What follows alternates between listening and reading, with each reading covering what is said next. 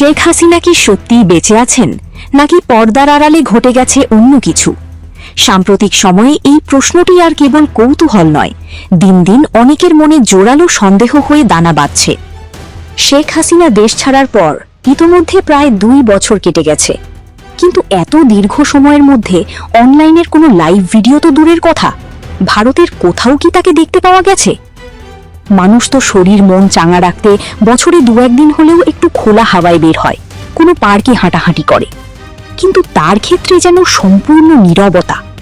কোনো নির্ভরযোগ্য সাম্প্রতিক ছবি বা ভিডিওর অনুপস্থিতি এই সন্দেহকে প্রতিনিয়ত উস্কে দিচ্ছে। অনেকে হয়তো বলবেন, মাঝে মাঝেই তো তার বিভিন্ন অডিও ক্লিপ সোশ্যাল মিডিয়ায় ভেসে আসে, কিন্তু আজকের এই আর্টিফিশিয়াল ইন্টেলিজেন্স বা এআই এর যুগে কোনো মানুষের কণ্ঠ শতভাগ নিখুঁতভাবে নকল করা কি খুব কঠিন কিছু? যে কোনো কারো হুবহু কণ্ঠ তৈরি করা এখন প্রযুক্তির হাতের মোয়া। ফলে শুধু কিছু অডিও ক্লিপ শুনে তিনি যে জীবিত ও সুস্থ আছেন তা নিশ্চিতভাবে বলা কঠিন হয়ে দাঁড়িয়েছে।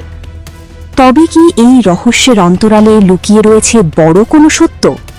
রাজনৈতিক বিশ্লেষক থেকে শুরু করে সাধারণ মানুষ সবার চোখ এখন আগামী কয়েক মাসের দিকে। ধারণা করা হচ্ছে চলতি বছরের ডিসেম্বর আসলেই এই ধোঁয়াশা কেটে যাবে।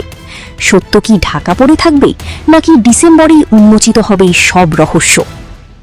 দীর্ঘ সময় আড়ালে থাকা এবং দৃশ্যমান কোনো উপস্থিতি না থাকায় এই সন্দেহ দিন দিন আরও ঘনীভূত হচ্ছে।